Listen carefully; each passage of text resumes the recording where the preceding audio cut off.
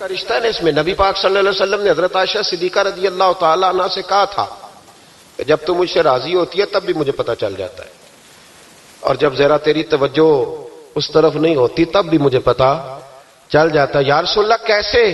تو حضور فرمانے لگے جب تم مجھ سے راضی ہوتی ہے تو کہتی ہے مجھے رب محمد کی قسم ہو صلی اللہ علیہ، اور جب کسی بات میں تیری توجہ بٹی ہوتی ہے تو کہتی ہے مجھے رب ابراہیم کی قسم ہو۔ تو حضرت عائشہ صدیقہ مسکرا پڑی، کہنے لگی یا رسول اللہ، اللہ نے آپ کو بڑا علم عطا فرمایا ہے، وہ تو سارا پتہ چل جاتا ہے۔ تو بیوی پتہ کر لیتی ہے، اسے خبر ہوتی ہے۔ ایسے بھی یہ لباس ہے مرد کا، مرد اس کا لباس ہے، دونوں ہی جانتے ہیں، کمزوریاں بھی خوبیاں بھی۔ تو وہ جب اس دفعہ تاجر آیا نا، تو ایک دفعہ ملک شام سے نکاح کے بعد تو بیوی محسوس کرنے لگی کہ بدلے بدلے سے میری سرکار نظر آتے ہیں، نہ تو کپڑے دھلنے والے ہیں، نہ اس طرح اس کی طبیعت ہے، کوئی معاملہ ہے۔ لیکن فرما بردار بیوی تھی تو ڈائریکٹ شوہر سے سوال نہیں کیا، ایک جاسوس کے ذمہ لگایا کہ ملک شام جا کے پتہ تو کر ماجرا کیا ہے۔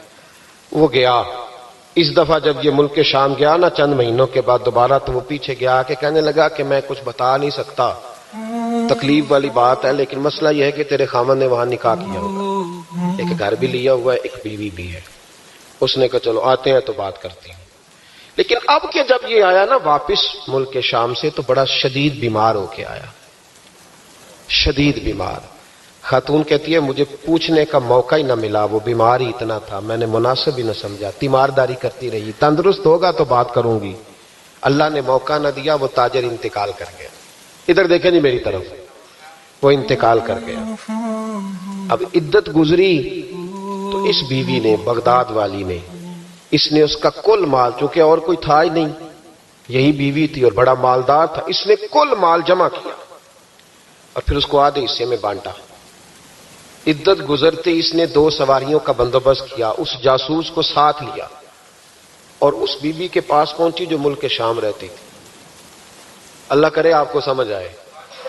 اور بھائی یہ کردار مسلمانوں کا ہے، ہم آج کل پتہ کیا سمجھتے، کہتے ہو وہ تو بڑے لوگ تھے، وہ بڑے لوگ نہیں تھے، وہ مسلمان لوگ تھے، ان کے نام کے ساتھ وہی لفظ لگتا ہے جو ہمارے نام کے ساتھ لگتا ہے، وہ بھی نمازی تھے، حاجی تھے، وہ سارا کچھ تھے، بس ہم نے نہ کہہ دیا دلی دور است، ایسی کوئی بات نہیں۔ آج بھی ہو اگر ابراہیم کا ایمان پیدا، آگ کر سکتی ہے انداز گلستاں پیدا، اور تو فضائے بدر پیدا کر، فرشتے تیری نصرت کو اتر سکتے ہیں گردوں سے، کتار اندر کتار اب بھی۔ اس نے سارا کچھ رکھا، جاسوس کو ساتھ لیا اور شام، ملک شام پہنچ گئی۔ اس